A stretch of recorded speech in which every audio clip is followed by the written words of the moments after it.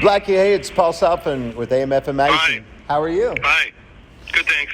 All right. We are so happy to have you back on with us. It's always a pleasure to talk to you. You always have such amazing answers. But most importantly, this means we're getting you back in town. How are you feeling? I know last time we talked to you, you were in physical therapy and going through it. Well, I still am. I mean, it's a long process. I mean, I had 2 ruptured discs, a third one that was damaged pretty bad, and a broken back. So you put it all together, and it's not a quick fix. No. It takes a while to get everything back up and running. And it's a tedious process to say the least. Yeah, my goodness. But we're getting there. Yeah. Well, we got to have you up to speed and rocking, because I know people are just so excited about this tour. It's we will be. The progress. It's funny. You'll have progress that doesn't seem like you're doing anything, and then all of a sudden you make some really accelerated gains, and that's happened really in the last 2 weeks. We've seen some amazing progress. Yeah. And so what does a normal day look like for you? Because, it used to be very different than it is right now. Well, I don't know if it's that much different. I'll do interviews. It's, doing what we do, it's kind of like any other business. They always say if there's not something to do, it's because you're not looking hard enough. There's always something to do. It never stops. It never ends. So, and the good part about it, it's not tedious in the sense that you have to do the same thing all the time. I'll do interviews for a couple hours, and then I move on to something else. I'll do that for an hour or two, and then I move on to something else. So it's constantly evolving and changing, but it's fun like that. Yeah. Well, and that's the beautiful thing too, is that you're constantly writing as well too. So we may just even get more new music out of you, right? We've been working on stuff, but when all that came down last year, and I had the injury, it really put the brakes on a lot of that. But I would imagine at some point, yes, we will. Yeah, absolutely. So for now, the big question is, what's the set list going to look like? Because you have so many years of great music to choose from. Well, this tour we're getting ready to do in the U.S. is called Album 1 Alive. And the first half of the show is the first Wasp album played in its entirety in chronological order. And we've not done that since the very first tour we did in 1984. Amazing. So it's been a long, long time. The vast majority of the audience that's going to see this tour never saw that when we did it. So it's going to be pretty interesting. And then, we'll do the first half of the show, then we take a little break, and then we come back and we do the second half of the show, which will be kind of like a best of set, from records throughout the career. But the first half of the show, we're doing something kind of ambitious where, if you saw the last tour, or anybody did, and I know the people in Dallas didn't because of the fracas that happened there, but for people that saw it on YouTube, let's say, it looked like a circus sideshow. We will continue to do that in the second half of the show. But the first half of the show is going to look like a combination of what our first album cover looked like and what our first live tour looked like. And I know that's going to be hard for people to envision what that is, but when they see it, it will make sense to them. Oh, yeah. So you're literally, you have a stage act, like a play, that has 2 distinctively different settings that people will see. So it's pretty cool. And we're working on this one gag right now that I'm not going to go into detail what it is, but let's just say when we say Album 1 Alive, you will see a part of that album cover literally come to life. So I'll just tease people with that for now. Amazing. Well, yeah, and we were thinking about that too, because we're in the photo pit waiting for you guys to come on here. And that mic stand, we got to talk about that mic stand. That's amazing. Elvis. Yes. That's his name. Yes. That is impressive. The world's only $10,000 microphone stand. It's beautiful. People love that. And actually, I believe, if I'm not mistaken, when there's a whole meet and greet experience and there's a chance to kind of see this up close and personal, right? Yeah, they get up literally, they can touch it and all that stuff. People don't realize, when you look at photos of something, it might look impressive in photos, but the thing we heard over and over and over again is that people didn't really understand that this thing is not a toy. And when they would get up to it where they could touch it and see it and watch it move and things like that, they realized how intense the thing really is. And, we would tell people, this thing is not a toy. This thing will hurt you if you're not really careful. You get up on top of this thing and start riding it around, it'll throw you across the room. No problem. Wow. It's got 4 test springs in it that are the same test springs that semi-trucks use in their coilover shocks. They're 10,000-pound test coils each. So there's a boatload of strength in those things, and it has to have that because once my weight, you put, 215 pounds on the top of that thing, the torque then becomes so different because it's elevated 6.5 feet at that point. So, with the top of my head being, once I'm on it, the top of my head's almost 10 feet in the air. Wow. So when that thing starts going around in a circle, the torque that's on that weight, when that the base of that thing is weighted before the show, and there's 800 pounds of weight in that thing just to counteract my weight when I get up on top of it. Wow. That's amazing. Well, you've always given people what they want, which is a really, really good show. Well, this thing, what I just said about the album cover coming alive, wait till people see this. It's quite a feat of engineering, and it is not a cheap gag. When people see it, they're going to freak. Oh, that's so cool. Well, and you got to be excited, too, because you always manage to keep it fun. There's some people that go through the motions, and you are not that person. Well, when we first came up with the idea, I just started laughing. And so then the next thing was we went to a special effects company and we said, can we do this? And we went through 4 different companies and finally found a company that was willing to take it. And they said, yes, you can do it, but it's going to need this, and this. And, the price kept adding up every time they added something to it. But, when, like I said, when people will see this, they're not going to believe their eyes. That's amazing. And so, of course, we're going to get all the hits and of course, the first album. But there's probably some other surprises in there as well, too, right? Well, like I said, you'll get, a best of that covers the career. Yeah. There's something, and I don't want to go into detail about that either, but there's something that I want to experiment with that I've done the last 2 festivals that we just did a couple of weeks ago over in Europe, where I'm kind of basically doing an acoustic thing by myself. And I get the audience involved in it. So we're going to expand on that a little bit. Good. And see, how far we can take that. And I have no doubt that when we start doing it, it's going to vary from night to night. When you see it, it's one of those kind of things that, depending on how the audience reacts, because it's literally going to be audience participation, it's going to be different every night.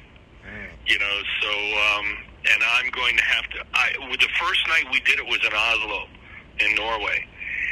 And I learned quickly that, the audience can get out of time, and at one point I wanted to stop the show and say, hey, I know you're white people and you got no sense of rhythm, but you got to help me more than this,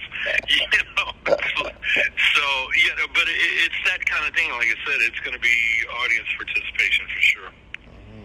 Yeah, absolutely. Well, and then, of course, this is, this is the joy of it, right? I mean, you've always wanted to, be up there and put on the best show and entertain the people and always bring them the most quality, good music. So it's got to still be such a joy to be able to do what you do at the level you do it at, right?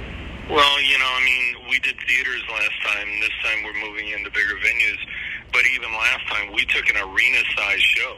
Mm-hmm. And for the people that saw that, they understand what I'm talking about. I'm not exaggerating here. We took an arena-sized show and we put it into theaters. Because nowadays, when you see bands just doing fly dates and showing up with their guitars and stuff, I understand the economics of it, where they're trying to, be as financially frugal as they can be. But, we're fortunate enough where we can still, we've got a dedicated fan base that is incredible, and they supported us for a long time, so it enables us to put on a bigger show. And, we never wanted anybody to walk away saying they didn't get bang for the buck. Yeah, that's true. Well, and of course, now you have a whole new generation of people looking up to you, and that's got to be a great thing too, because they want to do what you do, but this is a different world now, right? Well, the sad part about it, if you say somebody wants to do it, they don't have the benefit that we had growing up, where we had clubs to play. And it's like the old thing, where they say to learn any trade, you have to put in 10,000 hours to learn that trade. And it really is true, and that's where we learned it. We learned it in the circuits. I was doing an interview here a while back, and the guy said to me, he goes, "Where are all the great new frontmen coming from?" I said, "There ain't any, because there is no place for them to go learn their trade." So anything you're going to see going forward is going to be manufactured to a large degree, and it's not based on the individual's talent like it used to be. And that's not to say that it still can't be good, but it's just going to be different because, if we go back and we study show business for the last 120 years, we see that every time there's a technological advancement, it wipes out show business as we know it. So to give you an example, like when vaudeville was popular at the turn of the 20th century, that was all live theater, and then radio comes along, and that really puts a dent in what those live performances are. Then silent movies come along, do the same thing. Talkies come along, almost 10 years after that, totally revolutionizes it. Television 15 years later, all the way to Napster, in the 2000s. And, with the advent of the internet, YouTube, things like that, it totally rewrites entertainment history every time it happens. I mean, the concept of selling records today, it just doesn't exist the way it used to anymore. I mean, nowadays, just on the streaming services alone, be it Apple, Spotify, like that, you have 100,000 new songs being released every day. Wow. In the year 2023, there was a new song released every second of every day. And there's just, music loses its value when people do that, because there's too much. Most of it's not very good because it's been being made in people's bedrooms, but there's a glut of music, and music loses its tangible assets. When an artist invests time to make a record, in the old days, the fans, they invested their time as well, because they had to save their money and do whatever, then go buy it. When you got the record home, you studied that album cover. You looked at all the liner notes, every little nuance of it. They invested. The fans invested. We all did. That doesn't exist now. And so, therefore, it makes the music more expendable. But in a good way, it makes the older music more valuable because of, the romance that people have been able to put into those songs in their minds and their heads for decades now. So, will there ever be a window again, like for music that we saw 60s, 70s, 80s? Probably not. That time has passed, and it'll be reinvented some new way where people take music to the audience, but it won't be the way that we know it now. Yeah. And that's sad. It is, but you'd still encourage kids to do it, though, right? If that's what they wanted to do. Well, I would encourage people to create, but trying to do it to sell records, you're in the wrong business. Yeah.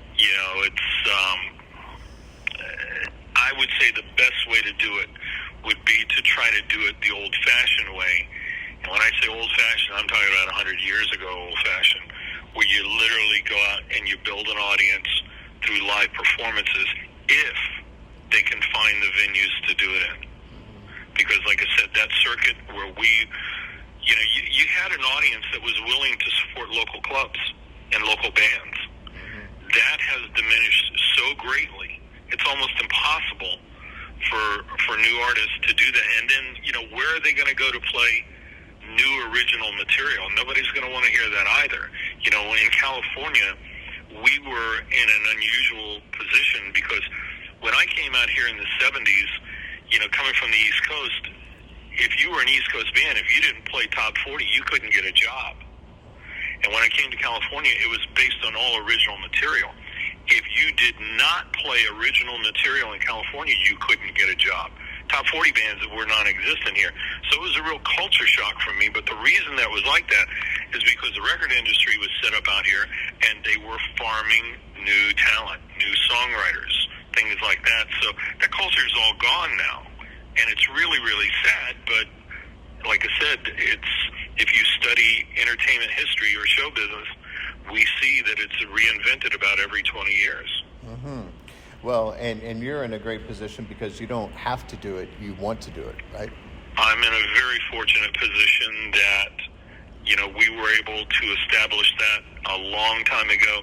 Basically, what you see in rock and roll is a window of 1955 to 1990. And yes, there were some things that came out of the 1990s that still are flourishing, but not to the degree of the window that I'm talking about from 55 to 90. Because if you look at all the commercials on TV, it's all that music you hear, what era do those songs come from? And the reason marketing companies use those is those songs are tried and true and tested. And there's a reason they work. Yeah, absolutely. Well, and now, of course, bringing this tour to all these towns, and especially we're happy to get you back here in Texas. You got to be. It still manages to be fun. Do you still get to do everything that you'd like to do on the road, or do you feel like at this point? Pretty much, because, like I said, when you put a big show together, there's the punchline to the whole thing is watching people react. Because it's like any comedian or anything like that. You sit and you work on your little routines, and you know what the punchlines are, but the audience doesn't. And you're hoping that they will react to it the way you hope they will. And that's the real payoff, to see that light in their eyes. When their eyes flare, when something happens that they are not expecting. And then it's harder to do that today because, too, with YouTube, people see everything everybody does at every show they ever perform at. But the trick to that is, will YouTube capture it the same way that you will see it live? And that's the difference, because you can look at it on something on YouTube and go, wow, it looks pretty cool. But is it going to translate the same as when you're standing in front of it? That's the whole beauty of live performance, because you can watch videos till you're blue in the face, but there's nothing like that communal experience that we get when we're in a live venue, where you have that forum where that the people around you are jazzed and excited, and that band comes on stage and that roar goes up and that music starts to thump you in the chest. You'll never get that experience, at least with the technology we have today. You're never going to get that in a home. Even, a movie theater experience is not going to be the same as standing in front of it. So fortunately for us and the generation we came up in, that's still alive and well. Now, how long that'll last, I can't tell you. I just know that for fall of 2024, it's going to be alive and well. Yeah, I love that. And of course, part of that is you have a great band that's with you right now, right? Oh, man, I just got to say it. It's one of the best bands in the world. I mean, if you listen to, Mike Duda, our bass player, has been with us almost 30 years. I would put him up against any bass player in the world, and I'm quite serious about that. Doug Blair, his guitar playing, if you listen to the records we've done since the Crimson Idol, he is, to say world class, an understatement. And Achilles Priester, our drummer, is one of the most revered drummers in the world. So quite honestly, I look around at them and I'm asking myself, what am I doing in a band with these guys? Because they're all better than me. So I feel privileged to be able to play with them every night. Absolutely.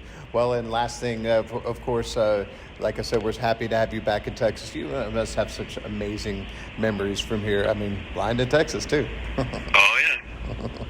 It's always, well, my mom was from Houston. Yes. So I still had family down there. And, there's always been, and I remember going there as a kid, to visit relatives. And it's always had one of those special places. I mean, it's an overused expression, the whole "don't mess with Texas," or there's no place like Texas. Everything is bigger and better in Texas. But there's a reason those statements came to life, because it's true. I mean, it is a country within a country, and you have to be there. Like I said, it's kind of like a live show. You have to be there to experience it, to feel it. And, one of the things that I still get when we're there is the hospitality of the people. It is unique. And that is not something you can easily duplicate anywhere else. Yeah, absolutely. Well, Blackie, it's an absolute pleasure to talk to you again. You always have the most fantastic answers, and of course the best show. So we are so excited to have you back here coming up, and it's probably the show we're most looking forward to the rest of this year. So, hey. All right, bud. Well, you got to come by and say hi when we're there. I absolutely will. Thank you so much. Looking forward All to right, it. Paul. I'll talk to you soon. Thank you, buddy. Bye-bye.